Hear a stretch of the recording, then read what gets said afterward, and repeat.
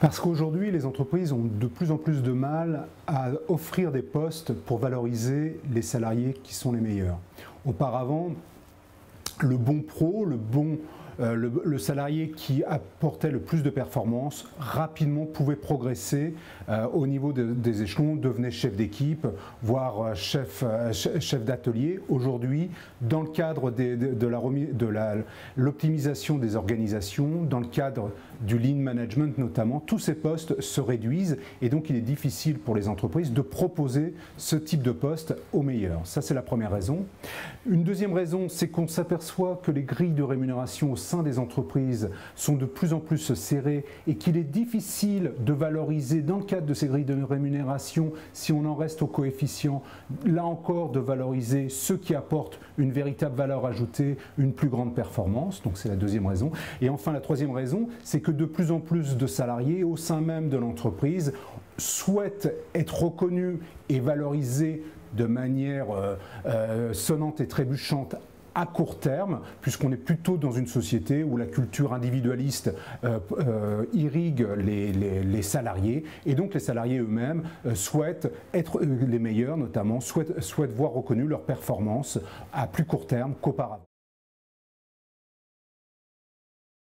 Oui, tout à fait. D'ailleurs, elles l'ont souvent pratiqué, elles le pratiquent encore, cette individualisation salariale dans les faits. Par contre, ce qui change et ce qui peut être contre-productif et voire amener des frustrations, c'est que ce n'est pas fait dans un système transparent et dans un système cohérent. Très souvent, c'est une prime, c'est une augmentation qui est donnée sans qu'on sache très bien pourquoi, et ça peut apparaître pour l'ensemble des salariés comme un système fait à la tête du client, un système où la part de la subjectivité est plus importante qu'un système cohérent de rémunération. Nous, ce qu'on propose, c'est justement d'intégrer la politique salariale, cette politique d'individualisation salariale, dans un système complet de management où l'on va bien évidemment valoriser les personnes qui apportent de la performance avec des indicateurs, avec des critères objectifs acceptés, connus et partagés par l'ensemble du personnel. D'abord, on les rassure. Individualisation salariale n'est pas synonyme d'inflation salariale. Puis, on va apporter une approche managériale pour leur politique salariale.